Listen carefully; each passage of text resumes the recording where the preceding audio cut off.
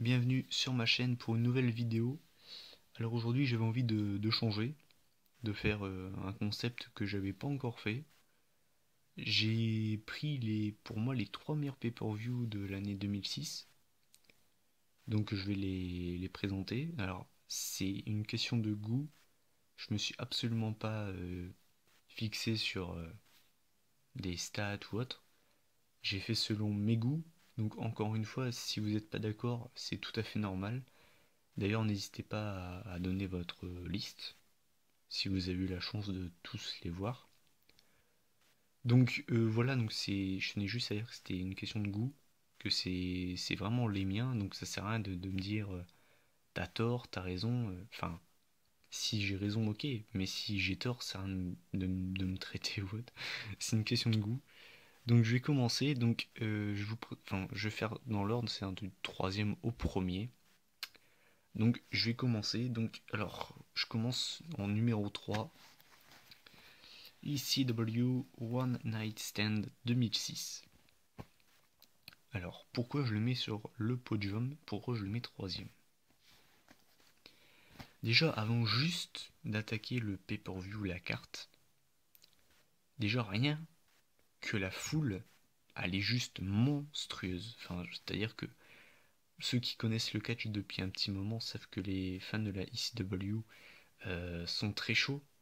Ce qui fait que ce One Night Stand avait comme but de faire des oppositions entre catcheurs de la ECW et des catcheurs de la WWE. Ce qui fait forcément que à chaque match, il y avait une grosse ambiance. Bref. Donc, je vais attaquer la carte. Donc, on a donc le FBI contre Tajiri et Super Crazy, donc qui est un bon match. On a Taz contre Jerry the King Lawler. Bon, alors là, je suis d'accord, c'est pas un bon match, hein. On a Balls Mahoney contre Masato Tanaka, pareil. Par contre, ensuite, on a Kurt Angle, Randy Orton, qui est un très bon match.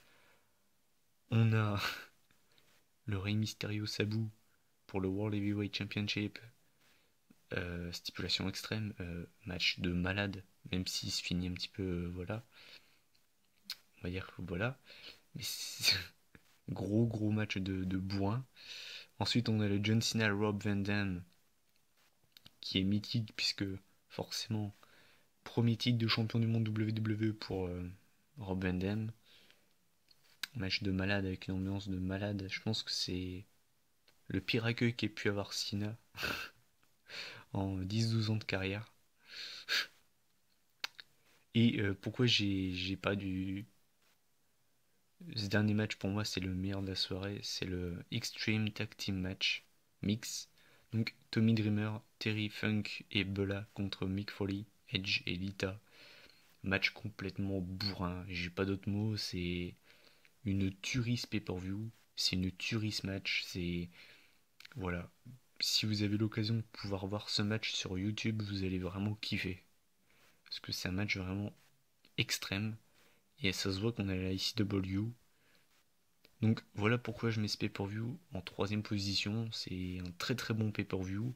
Il y a certes pour moi 2 matchs qui sont en dessous, qui font un petit peu fausse note. Sinon le reste est plus que correct et on a au moins 3-4 matchs très bons. Donc voilà, pour moi il mérite vraiment sa place de numéro 3.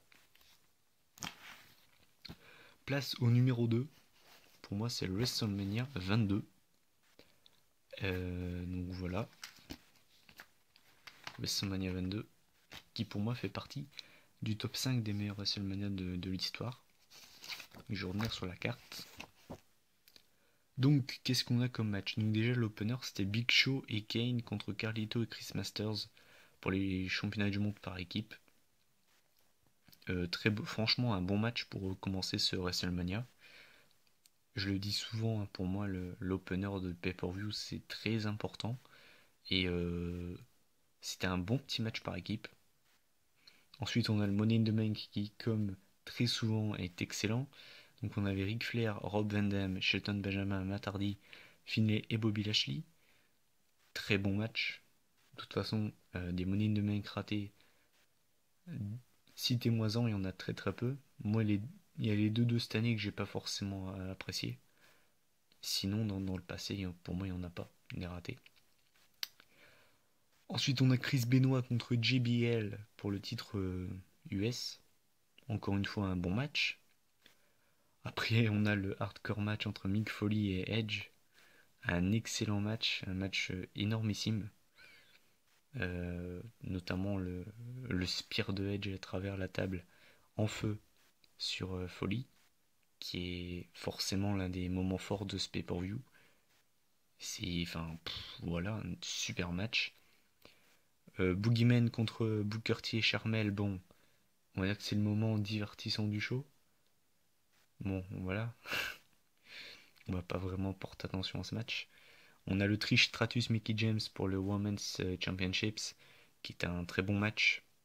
Des matchs aussi bons entre deux divas à WrestleMania, il n'y en a pas eu beaucoup. C'est un super match. C'est le réel moment où la carrière de Mickey James a débuté. Ensuite, on a le match du cercueil entre l'Undertaker et Mark Henry. Beaucoup de gens critiquent ce match. Moi, je le trouve pas si raté que ça. Quand on sait que c'est Mark Henry en face, c'est clair qu'on ne doit pas s'attendre à du 5 étoiles. Moi, franchement, par rapport au niveau du in-ring de Mark Henry, par rapport à son poids, sincèrement, je trouve que le match, ils l'ont plutôt bien fait. Surtout que j'avais vu qu'apparemment Vince McMahon avait hésité à faire casser la streak de l'Undertaker par Mark Henry dans ce match. Donc il aurait peut-être pu battre la série d'invincibilité de Taker pendant ce WrestleMania. Ensuite, on a Shawn Michaels contre Mr. McMahon. Ce match, il est juste énorme. Mr. McMahon, il prend très très cher. On peut dire ce qu'on veut sur Vince, mais il mouille quand même la chemise et là-dessus, gros respect. Ensuite, on a le Triple Threat match pour The World Heavyweight Title entre Kurt Angle, Rey Mysterio et Randy Orton. Match historique, puisque c'est le premier titre de champion du monde poids lourd que gagne Ray. Donc forcément, match historique. Et c'est un bon match en plus. La seule fausse note, on va dire, qui dure pas assez longtemps pour moi. Mais c'est quand même un très bon match. On a le Tori Wilson, Candice Michel pour nous rincer les yeux. C'est clair que ils se battent pas pour le niveau in-ring, hein, c'est juste pour se rincer les yeux. Et le main event entre John Cena et Triple H, qui c'est vrai, ne suit pas forcément que la qualité globale du show. On va dire qu'il est en dessous, c'est clair. Après, pour moi, c'est loin d'être le pire main event de WrestleMania. Il y a notamment un certain Cinemise qui s'est déroulé 5 ans plus tard, qui pour moi était dégueulasse. Il y a également le Triple H Randy Orton de WrestleMania 25 qui pour moi est complètement raté. Voilà. Après, c'est toujours une question de goût. Donc voilà pour moi pourquoi ce WrestleMania mérite d'être numéro 2 de 2006. Et en plus, il se passait à Chicago, forcément. Et enfin, numéro 1, pour ceux qui me suivent depuis un moment, j'ai dû citer ce pay-per-view dans à peu près la moitié de mes vidéos. Numéro 1, sans surprise. Unforgiven 2006. Il y a beau y avoir John Cena dessus. C'est pas grave. C'est pas grave. C'est la perfection, ce pay-per-view. La perfection. Pour moi, il n'y a aucune fausse note. On a le Hell in a Cell entre DX contre les McMahon, donc Shane et Vince, et le Big Show, qui est un match monstrueux. Si je me trompe pas, ils finissent tous ensemble. Match complètement énormissime, avec à la fin le Big Show qui monte ses fesses. Non, franchement, match de malade. Ensuite, on a quoi? On a le Intercontinental Championship match entre Johnny Nitro et Jeff Hardy. Donc pour ceux qui ne savent pas, Johnny Nitro, c'est l'ancien nom de John Morrison.